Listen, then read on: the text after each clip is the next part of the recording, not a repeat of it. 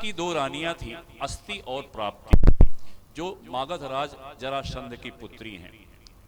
वो वहां से अपने मैके चली गई और बताया कि मैं विधवा हो गई और इसका कारण कृष्ण है। जरासंध को गुस्सा आई, क्रोध में उसने 23 अक्षौणी सेना लेकर के आक्रमण कर दिया मथुरा पर। भगवान को यह जानते हैं कि ये सारे राक्षसों का मुझे वध करना है, मेरा संकल्प है, किसी माध्यम से इनको मारना है।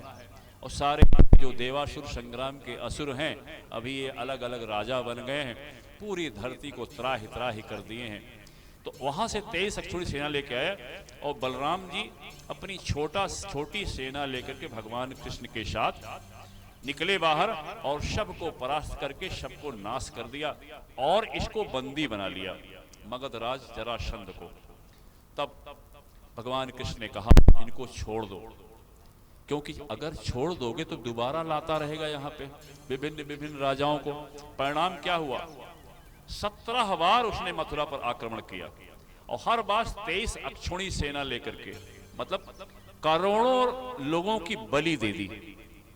इस प्रकार से करोड़ों लोग मारे गए, लेकिन अपनी जिद का सवार है, जिद में है। भगवान ने तय किया कि यह लगातार यही करता रहेगा। और अभी काल यवन को भी जीत रखा है कंस ने। अब काल यवन भी आएगा, उसके पास बहुत भयानक सेना है और ये दोनों मिलकर आक्रमण करेंगे, हमारे मथुरावासी बहुत परेशान हो जाएंगे। इस कारण से ऐसा करते हैं कि हम द्वारिका में चले जाते हैं, समुद्र के बीच में।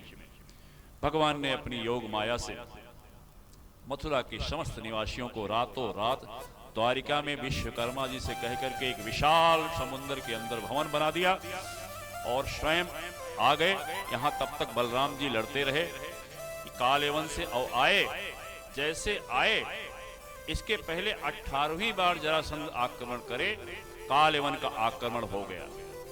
कालयवन से अबे भगवान चुपचाप निकले अपने यहाँ से पैदल, इनके भागे। वो देख रहा है कि ये भगवान कृष्ण जा रहे हैं, उनके पीछे वो भी दौड़ा। दौड़ते दौड़ते दौड़ते दौड़ते भगवान एक गुफा में घुस गए, बहुत लंबा दौड़ा करके। और उस गुफा में इक्ष्वाकु वंश जो यह चल रहा है मनवंतर, 7वां मनवंतर, इसके सबसे पहले जो थे भगवान सूर्य के पुत्र इक्ष्वाकु जी, जो श्राद्ध मनु हैं, उनके जो पुत्र हैं पहले सूर्य भगवान के पुत्र हैं श्राद्धदेव मनु, और श्राद्धदेव मनु के 10 पुत्र जिसमें इक्ष्वाकु भी हैं, जिसमें भगवान श्री राम का जन्म हुआ था उस समय से। और वहां पे देवताओं की रक्षा के लिए, असुरों से लड़ने के लिए देवलोक गए और बहुत लंबे समय तक, अंत में वो उसी गुफा में सो रहे थे। उनको देवताओं ने कहा कि आपको जो जगाएगा, इतना परिश्रम किए हैं, जैसे आंख खोलेंगे वो भस्म हो जाएगा। भगवान उसी गुफा में घुस गए और कालयवन भी उसी गुफा में घुसा। देखा लगता है कृष्ण जो है मुंह ढक करके सो रहा है, उसको मारा एक लात और वो जगे, और जैसे देखा वो कालयवन भस्म हो गया। भगवान आए और मुचकुंद जी को कहा कि मैं अपना परिचय दिया। मुचकुंद ने अपना परिचय दिया, बोला इतने वर्षों से आप, तो बोले मेरा उद्धार कैसे होगा, क्योंकि मैं राज करके पति पत्नी परिवार राज भोग करके मैं तंग हो गया हूँ। अब मुझे राज नहीं, कोई प्रशंसा नहीं चाहिए, प्रभु मुझे मार्गदर्शन करें। बोले कोई बात नहीं, अभी जाइए बद्रीवन, वहाँ तपस्या करिए, क्योंकि आप पिछले जन्म में जवानी में बहुत जानवरों की वध किया है, बहुत लोगों जीवों का नाश किया है। अब तपस्या करके उसको क्षीण करिए। कलयुग में आपको एक ब्राह्मण परिवार में जन्म मिलेगा, वही जो है नरसिंह मेहता के रूप में जन्म प्राप्त किए, जिनका कथा अलग है। अब इस प्रकार से यह प्रसंग बढ़ रहा है और भगवान की इस प्रकार से मुस्कुन और लौट के आए। फिर जरासंध आक्रमण करने पहुंच गया वहां पे। भगवान ने क्या किया, दोबारा भागे और भाग करके एक जंगल में बलराम जी के साथ छुप गए। उसने जंगल की में आग लगा दी। भगवान वहां पे भगवान का नाम रणछोड़ दास पढ़ा। भगवान सारी लीला करते हैं कि भैया रण छोड़ के भाग गए। भगवान इस प्रकार रणछोड़ महाराज की जय। भगवान की ऐसी लीला है, इसकी लीला का कोई अंत नहीं है। अब भगवान वहां से पहुंचे। अब देखिए, अब द्वारिका में भगवान बस गए हैं। भगवान मथुरा छोड़कर द्वारिका में आके बस गए हैं, पूरा परिवार वहां पे है।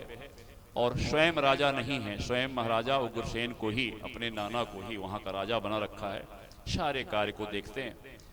और अब वहाँ पे रणछोड़ लीला भगवान की, यह रणछोड़ लीला कही जाती है कि अब क्या है, यहाँ मथुरा में सारे लोग परेशान, मैं यहाँ से चला जाऊंगा तो यह बदला लेने वाली भावना खत्म हो जाएगी, यह जिद्दी है, यह सोचेगा, क्योंकि उस बार क्या किया उसने, आक्रमण करने के पहले बहुत बड़ा सारे पंडितों को बुलाया, बोला हर बार मैं जाता हूं तुम लोग कहते हो विजयी भाव, अगर अब की बात 17 बार हार चुका हूं, तुम लोग बहुत पैसा बहुत भेंट लो चुके हो, अब की बार अगर मैं हार गया तो सबका गला काट दूंगा।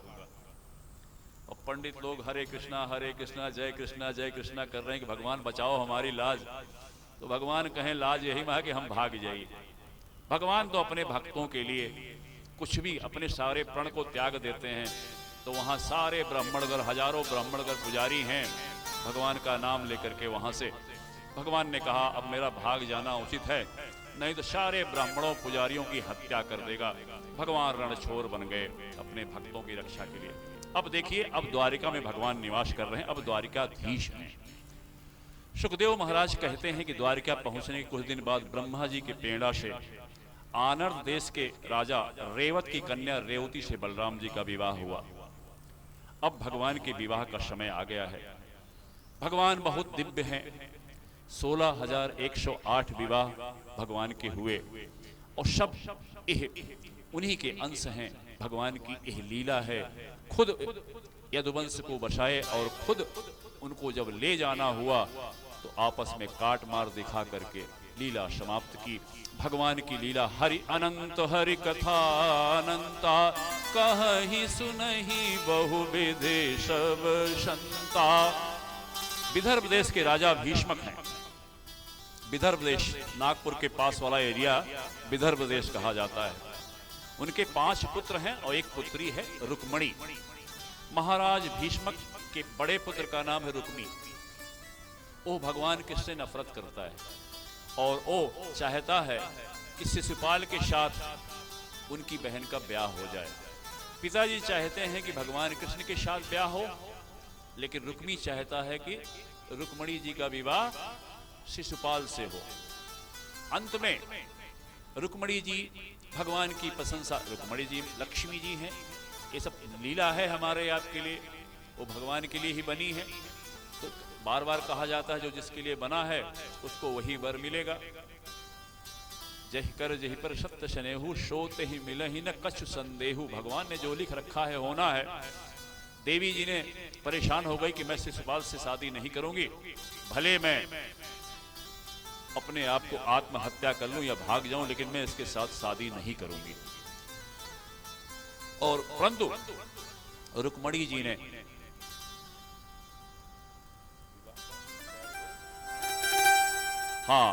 तो रुक्मणी जी ने भगवान श्री कृष्ण को पति रूप में स्वीकार कर लिया है। और अब वहां से एक ब्राह्मण देव को एक पत्र लिख करके कि भाई ऐसे ऐसे शादी है और यह तारीख निश्चित हो गई है, अगर आप नहीं आएंगे तो मेरा विवाह मेरा भाई जबरदस्ती कर देगा। ऐसा निवेदन, वहां से ब्राह्मण देव भागते भागते द्वारिका पहुंचे और द्वारिकाधीश के सामने वो पत्र रख दिया। भगवान वहां से तुरंत तत्काल बोले घबराइए मत पंडित जी, आप नाश्ता पानी स्नान ध्यान करिए, तब तक मैं तैयार होता हूं। अत्यंत वेग से कहां द्वारिका है और कहां नागपुर है, फटाफट तेज से वहां पहुंचे। वहां शादी और बारात आ चुकी है और यह पूरी तैयारी है। उसके सारे मित्र जरासंध, दंतवक्र, पौंड्रक आदि जितने हैं उसके मित्र बड़े बड़े खतरनाक अपनी सेनाओं के साथ वहां आए हुए हैं कि अगर हो सकता है कि श्री कृष्ण बदमाशी करें तो उनको हम आज नष्ट कर देंगे। ये पूरे चक्रव्यूह रच कर को वहां आए हुए हैं। भगवान बड़ा परम नाटककार हैं। भगवान वहां पहुंचे, भीष्मक ने स्वागत किया और उनको ठहराया। अब यहां पे देखिए, अब वो सोच रहा है कि बाराती बन के आए हैं, बाकी लोग सोच रहे हैं बाराती बन के आए हैं, लेकिन उसमें पत्र में लिखा था कि मैं देवी जी की पूजा करने जाऊंगी और वहां से आप मेरा हरण कर लेना। माता जी देवी माता की पूजा करने जाती हैं और भगवान वहां पहुंचते हैं। वो पहचानती नहीं है। पंडित जी ने बता दिया कि कृष्ण भगवान आ चुके हैं आपके वर्ण के लिए, ऐसी पहचान है, रथ लेके आएंगे। इस प्रकार से रुक्मिणी जी माता पार्वती के मंदिर में पूजा करके निकली। तभी सभी के बीच में भगवान कृष्ण ने उनको अपने रथ पे बैठा लिया और रथ पे बैठा करके वहां से चल दिए। और भगवान ने उनको, अब पीछे से बलराम जी आ गए। पता चला कि ये गया है वहां पे और रुक्मिणी जी को लेके आएगा, तो अपनी सेना लेके आ गए और यहाँ दोनों पक्षों में युद्ध हुआ। यदुवंशियों की सेना ने उन सबकी सेना को परास्त कर दिया और भगवान ने राक्षस विधि से, विवाह 4 प्रकार के होते हैं। ब्रह्म विवाह जो शास्त्र के अनुसार होता है, गंधर्व विवाह, वर कन्या राजी हूं उसे गंधर्व विवाह कहते हैं। राक्षस विवाह मतलब दुल्हन दूसरे ताएं बैठी है और कौनो दूसरा दुल्हा लेके चला जाए, इसे कहते हैं राक्षस विवाह। पिशाच विवाह मतलब जबरदस्ती शादी, किसी को कन्या को उठा के अपहरण विवाह कर लिया जाए, इसे कहते हैं बलात् विवाह। पिशाच विवाह भगवान का अपनी मर्जी है, जो चाहे करें। और वहां पे भगवान ने विधिवत सबने स्वागत किया और स्वागत के बाद माता रुक्मिणी भगवान कृष्ण का साथ उनका ब्याह होने जा रहा है। इसका मंगल दर्शन आप लोग करें। बोलो वृंदावन बिहारी लाल की जय, माता रुक्मिणी की जय। जय सिया राम, जय जय सिया राम, जय सिया राम, जय जय सिया राम, जय सिया राम, जय जय सिया राम, जय सिया राम, जय जय सिया राम। नमः शिवाय, जय नमः शिवाय, नमः शिवाय, जय नमः शिवाय। हर हर भोले नमः शिवाय, हर हर भोले नमः शिवाय। जय सिया राम।